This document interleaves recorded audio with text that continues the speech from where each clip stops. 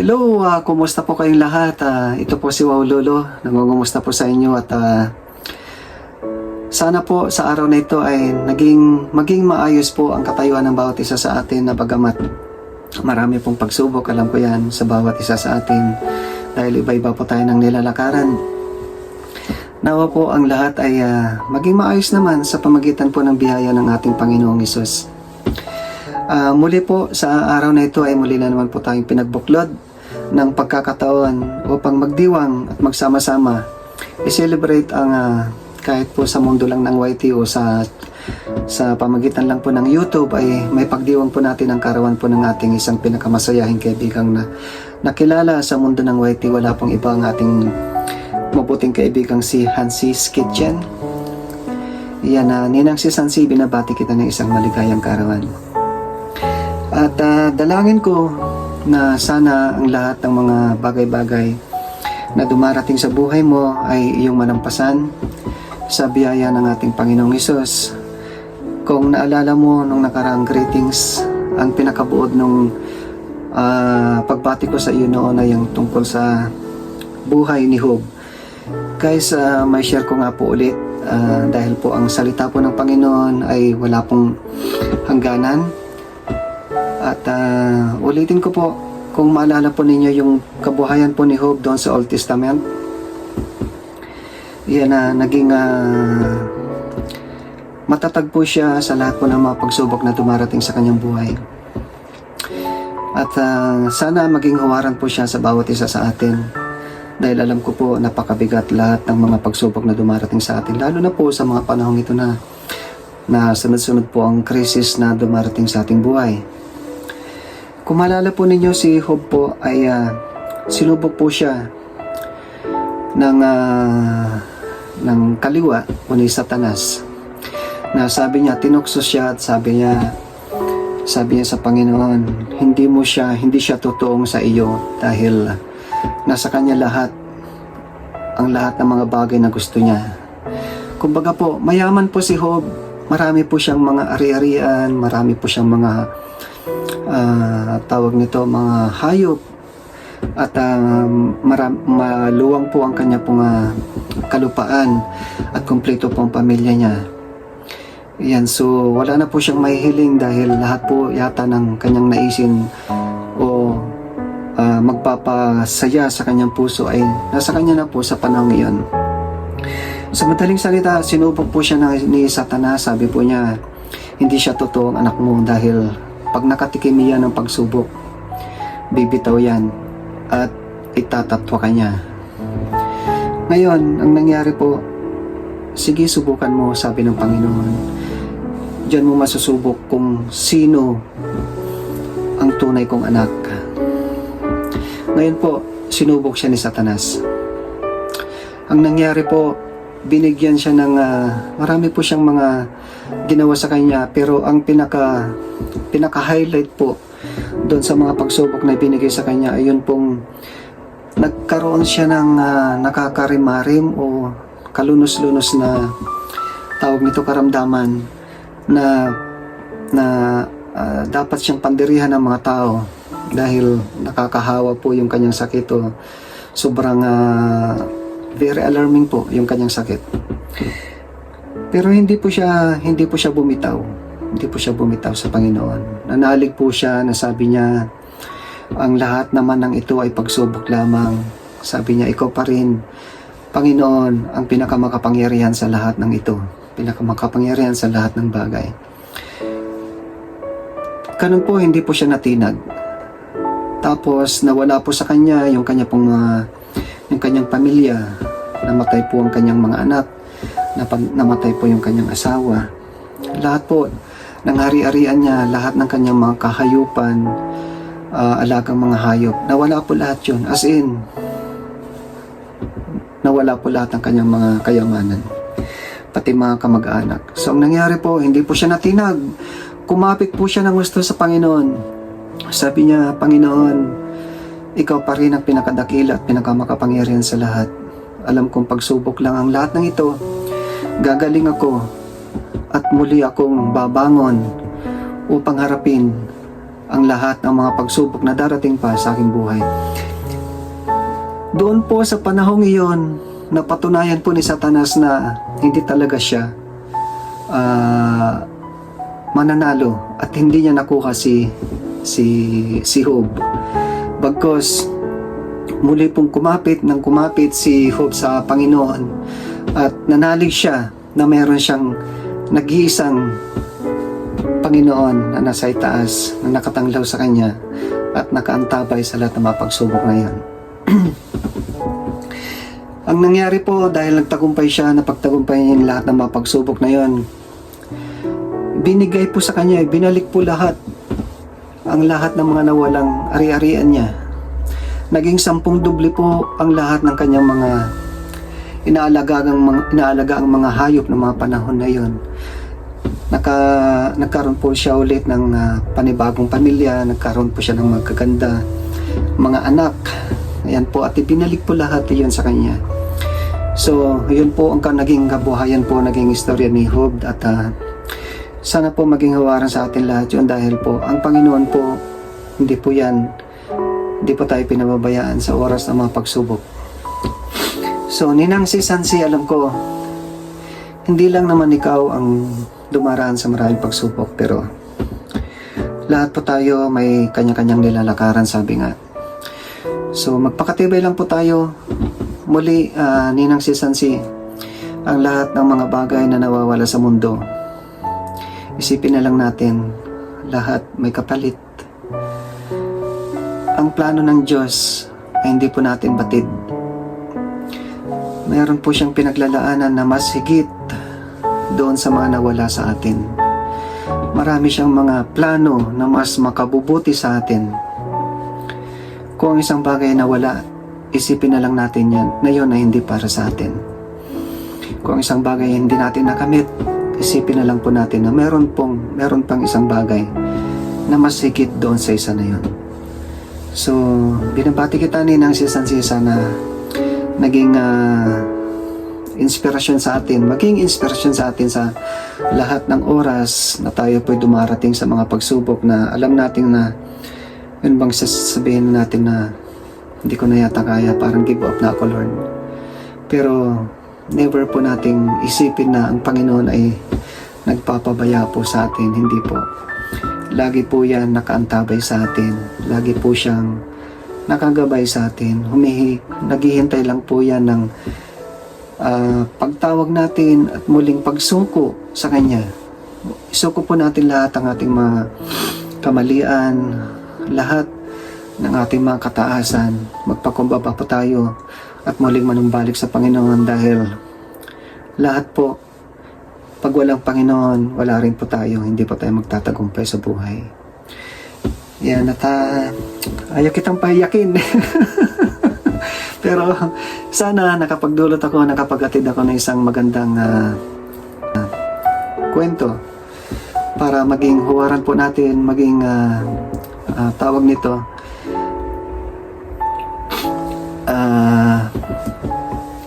gayahin po natin ang sundan po natin ang mga naging pananalig at pagiging matibay ni Job doon sa Old Testament. Yun lang, at maraming salamat ni Nang Sisansi sa lahat po ng mga nanood. Sana po nagustuhan ninyo yung salita ng Diyos na ibinahagi ko sa inyo. Muli po, mag-iingat po kayong palagi. Maraming salamat po. Happy birthday Ninang Sis Hansi. Ninang Sis Hansi. Nabubulol na ako. Maraming salamat at mabuhay ka hanggat gusto mo, sabi nga nila sa karamihan. At lagi kang magpakatatag. Marami kang kaibigang tunay. Mahal ka namin. Bye-bye.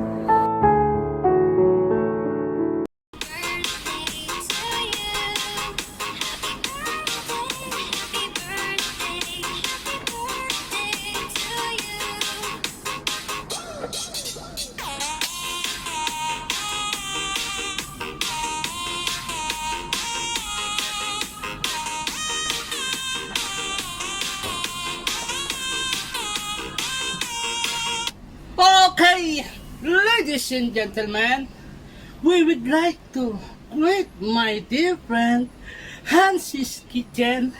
Happy birthday! Sana ngayong birthday mo ay mapasaya mo kaming lahat! Lahat!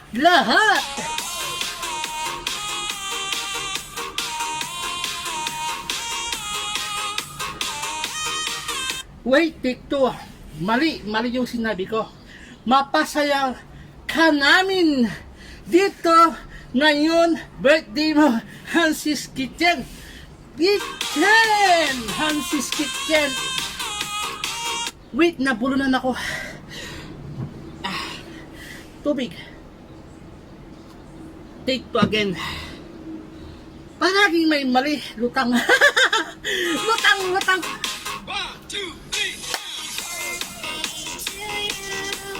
Okay, take 3. Hansi's Kitchen, ngayong birthday mo, sana ay maging masaya ka at mapaligaya ka namin ngayong kaarawan mo. Dahil ano kaya susunod? Kalimutan ko sasabihin ko. Ano ba yan? Nakalimutan ko. Wala akong masabi na blanco ako. Ay, yun lang aking masasabi sa aking kaibigan Hansi's Kitchen. Maraming salamat sa iyong sa iyong pagsasakripisyo sa amin. Dahil ang dami mo nang sinakripisyo sa amin na mga kaibigan mo, di ba? Maraming salamat sa iyo. Wait lang palitin ko yung pakran. Maraming salamat sa iyo dahil ang laki ng naitulong mo sa aking YouTube channel. Siyempre, dahil sa iyo ay nagkaroon na ng tawag dito, nakagkaroon na ng sahod si Enteng na almost 3 taon na yun na monetized channel at hindi pa siya naayos yung kanyang revenue. Ngayon ay naayos na siya. Okay na siya. Maraming salamat. Ikaw yung kaibigan na maaasahan, di ba? Hansi's Kitchen, thank you very much talaga dahil anuman yung tawag ito, anuman yung sabihin namin problema, ito'y may problema, nandyan ka lagi na umaagapay sa amin, sa akin, lalo na sa akin kasi nga wala naman akong alam sa YouTube. Ikaw lang yung tanging master dyan sa YouTube. Kaya nagpapasalamat ako dahil nakilala kita, Hansi's Kitchen. Pultit, ayan. And sa lahat na nandyan sa baba, sana may mag-enjoy kayo at sa birthday ng ating kaibigan na si Hansi's Kitchen. Wait lang, may customer. Post ko muna, wait. Ayan. Ngayong birthday mo, wait lang, may customer. Kontak. Ngayong birthday mo, ay sana ay isipin mo lagi na nandito kami para sa'yo. Nandito kami lagi, Hansi's Kitchen, nasa likod mo kami, okay? Kung ano man yung mga problema na kinakaharap, isipin mo laging may buhay. Hindi pala, ano na yung kanta? Lutang ako guys ha. Sorry naman dyan. Laging may buhay.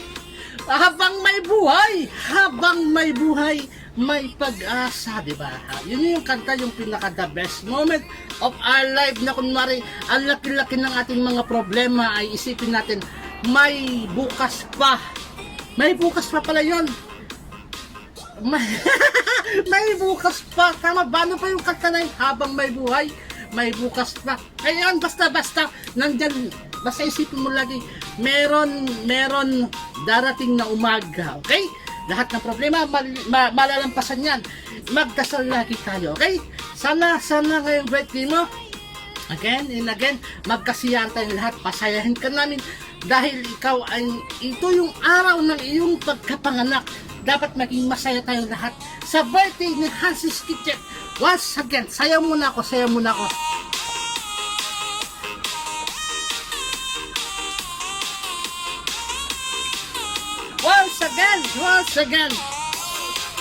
Once again,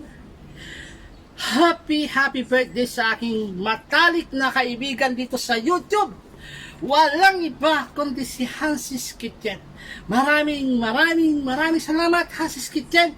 Again, happy birthday!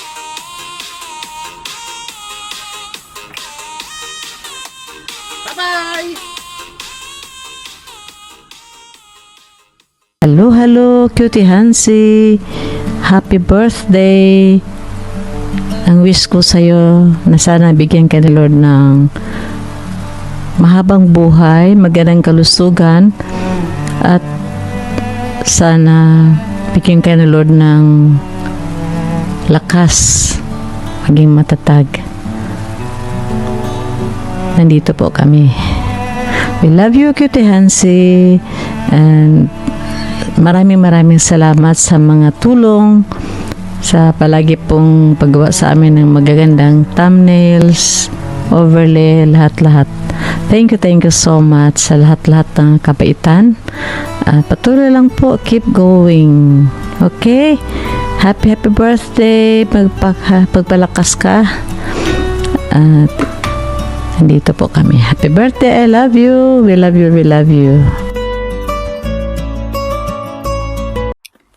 Hello everyone, this is Joy Mel Sayar. Ako ay bumabati ng isang happy birthday to you. Happy birthday to you. Happy birthday, Hansy. Yan. Happy birthday pala sa'yo, Ma'am Hansy. More birthdays to come. Sana lagi kang healthy. Sana lagi kang always beautiful. So ito, sana always laging maganda, ganun. Laging happy, diba? Yun yung mga, yun lang masasabi ko kasi trabaho ako. Yan. Happy birthday sa'yo. Sana maging happy ka today. More birthdays to come. Sis, happy birthday, and amping mo kanunay, and then ayun na nagkuhan na ang mga naagi ni mo sa atong niagi, ayun na, and then kuan kalimtin ang tanan para makagit over ka sa imong kasakit, sa imong kasing. Amping kanunay, and God bless. Pushka! Happy birthday, sis! Happy birthday!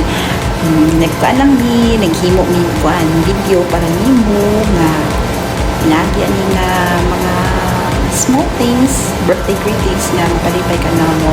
Ay nagpagkasubo din ha kay dili. No, it's not good on you. Mabati ra tong pangit na mo parihatan niya. Sukana. Ayun jud pagpareha sa iya. Pagkuan lang sis ka ng it's time to let go, moving forward, not moving backward. So fight lang yun. Okay, so ang Ginoo na ara gina-permit, kami na ara pod ni permit. So ayaw ka buol na ara ni permit mo, love mo, di ka mo pilihan. We're just about him away. Botim is alive.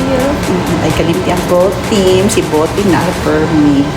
So, nakakalap na mo. So, anytime, pwede mo kontakon. ha. So, naragyo bitin kabaw ka usa ka na makakalap mo, diba?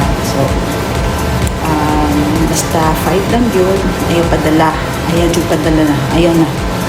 Stop. Enough. Enough is enough. Okay? So, 5 good 5. Okay? So, this is another chapter of your life. So, you have to move on. Another year. Another happiness. Okay? So, moving on na. So, no need to look on your past. Look back on your past. Okay? So, love you. Kuan sa paman. Nakuan ko na blackout. Basta inana ka na mo alam sis. Always na. Busy man tuod. Pero, naman ni Perni. All the time. Pwede rin mo makuha. Masampit ha. We love you. We love you so much. Happy birthday. God bless.